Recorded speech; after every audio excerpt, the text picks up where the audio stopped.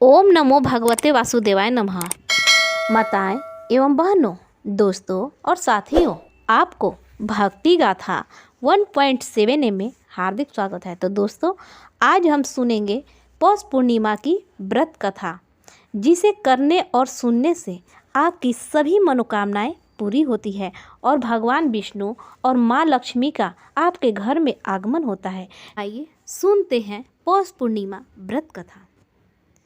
काशीपुर नगर के एक गरीब ब्राह्मण को भिक्षा मांगते देखकर भगवान विष्णु जी ने स्वयं ही एक बूढ़े ब्राह्मण के रूप में उस निर्धन ब्राह्मण के पास गए और कहने लगे, हे विप्रे, श्री सत्यनारायण भगवान मनोवांछित फल देने वाले हैं।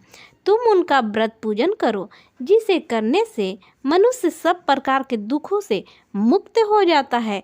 इस व्रत में उपवास का भी अपना महत्व है, किंतु उपवास से मात्र भोजन न लेना ही नहीं समझना चाहिए। उपवास के समय हृदय में यह धारण होनी चाहिए कि आज श्री सत्यनारायण भगवान हमारे पास ही विराजमान है। अतः अंदर व बाहर शुचिता बनाए रखनी चाहिए और श्रद्धा विश्वास पूर्वक भगवान का पूजन कर उनकी मंगलमयी कथा का गुणगान करना चाहिए। श्री सत्यनारायण की कथा बताती है कि व्रत पूजन करने में मानव मात्र का समान अधिकार है, चाहे वह निर्धन, धनवान, राजा हो या व्यवसायी, ब्राह्मण हो या अन्य वर्ग, स्त्री हो या पुरुष। यही स्पष्ट करने के लिए इस कथा में निर्धन ब्राह्मण, गरीब लकड़हारा, राजा, उल्कामुख, धनवान, व्यवसायी, साधु, वैश्य, उसकी पत्नी लीलावती, पुत्री कलावती, राजा तुंगध्वज एवं गोपगणों की कथा का समावेश किया गया है। इस कथा के अनुसार जैसे लकड़हारा, गरीब ब्राह्मण, उल्कामुख, गोपगणों ने सुना है कि यह व्रत सुख, स्वभाव, संपत्ति सब कुछ देने वाला है, तो सुनते हैं श्रद्धा, भक्ति तथा प्रेम के साथ सत्य व्रत का आचरण करने में लग गए, फल स्वरूप सुख भोग कर परलोक में मोक्ष की अधिकारी हुए। एक साधु वैश्य ने भी यह प्रसंग राजा उल्कामुख से सुना, किंतु उसका विश्वास अधूरा था और श्रद्धा में कमी होने के कारण उसने मन में प्रण लिया है कि संतान प्राप्ति पर सत्य व्रत पूजन करूँगा। समय बीतने पर उसके घर एक सुंदर कन्या ने जन्म लिया। पत्नी ने व्रत की याद दिलाई तो उसने कहा कि कन्या के विवाह के समय करेंगे। समय आने पर कन्या का विवाह भी हो गया, किंतु उस वैश्य ने व्रत नहीं किया। सभी वह अपने दामाद को लेकर व्यापार के लिए चला गया। वहां उसे चोरी के आरोप में राजा चंद्रकेतु द्वारा दामाद सहित कारागार में डाल दिया गया। उसने अपने घर में भी चोरी हो गई।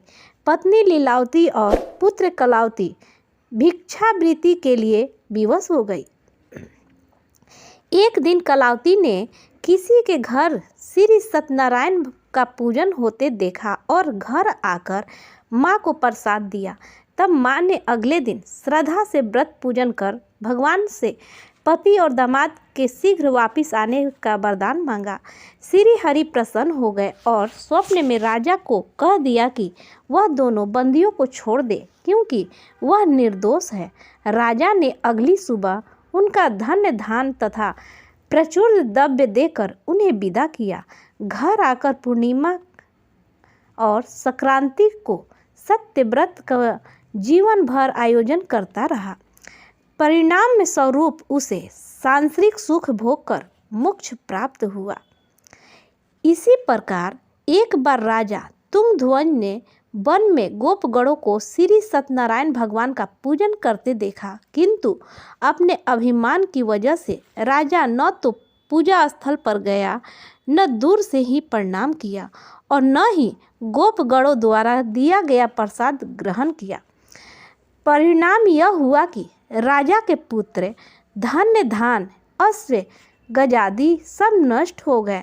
राजा को फिर से ये आभास हुआ कि विपत्ति का कारण सत्यदेव भगवान का निरादर है।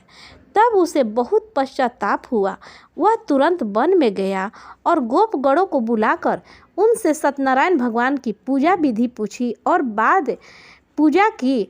फिर उसने उनसे ही प्रसाद ग्रहण किया तथा घर आ गया। उसने देखा कि विपत्ति टल गई और उसकी सारी संपत्ति तथा जन सुरक्षित हो गए। राजा प्रसन्नता से भर गया और अपना सर्वस्व भगवान को अर्पित कर दिया। तो प्रेम से बोलिए ओम नमो भगवते वासुदेवाय नमः।